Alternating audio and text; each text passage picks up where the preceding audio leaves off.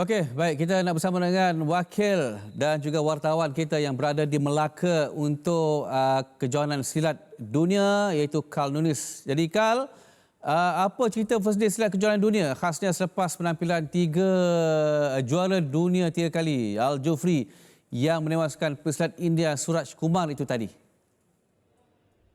Okey, baik Akbar. Sebelum kita berbicara lebih lanjut mengenai apa yang berlaku sebelum dan selepas perlawanan epik sebentar tadi, suka diingatkan ini pesanan Al Jufri kepada pengamal media yang melakukan sesi interview kepadanya beliau untuk tidak membicarakan apa gerakan yang beliau sering lakukan. Kerana apa? Kerana negara-negara yang hadir, khususnya negara jiran, saya tak sebut nama negara itu, sudah pun melakukan analisa yang terperinci mengenai penampilan beliau yang kali yang terakhir di Sukan Si Vietnam yang lalu dan juga apa jua pergerakan Zulfri Jamari mereka seringkali mengikut dan apa yang terjadi ketika pertemuan menentang pesilat daripada India sebentar tadi. Itu yang sebenarnya berlaku apabila pesilat itu cuba untuk mengajak Jufri memulakan pertarungan dan pada mulanya agak goyah apabila satu mata dapat dikutip menerusi sepakan di bahagian perut.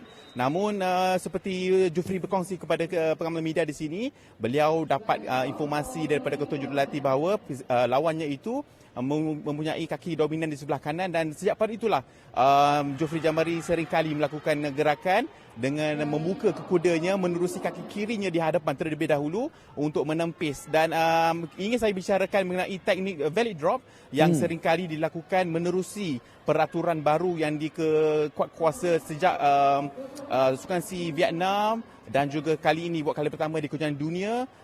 Teknik ini seperti teknik-teknik mixed martial arts, judo ataupun UFC, namun keterbukaan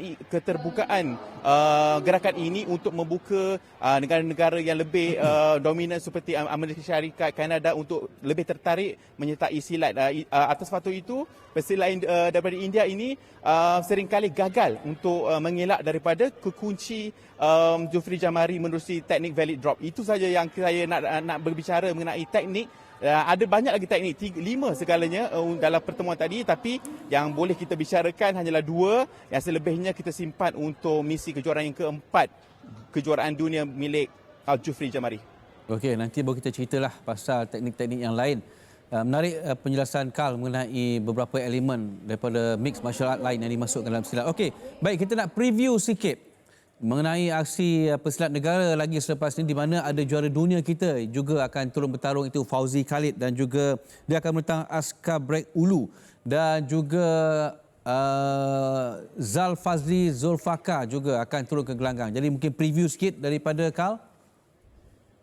Okey, Zulfazli Zulfakar ni menempa headlines suatu ketika dahulu pada musim 2019 apabila beliau meraih pingat emas Sukan Si Filipina pada ketika itu, mengulangi pencapaian ayahnya, bapanya yang mendidik beliau, yang menjadi idola beliau untuk berjinak dalam sukan silat ini pada Sukan Si 1961 dan 2019 beliau melakukan perkara yang sama dalam kategori kelas F Putra dan pada ketika itu beliau baru berusia 22 tahun dan kini beliau lebih matang dalam melakukan serangan dan cuba untuk melakukan variasi serangan dan kalau kita boleh kongsikan pesilat-pesilat seperti Al Jufri, Zulfazli Zulfakar, mereka sebenarnya hebat dalam cara yang tersendiri. Mereka hadir dengan kutipan mata dengan cara yang tersendiri. Seperti contoh, Zulfazli Zulfakar lebih gemar untuk melakukan pertembungan yang agresif sambil tidak terlalu fokus mengenai kekunci ataupun seperti valid drop yang dilakukan oleh Jufri Jamari itu. Itu antara intipati bagaimana beliau ingin mendominasi sesebuah pertandingan. Namun saya fikir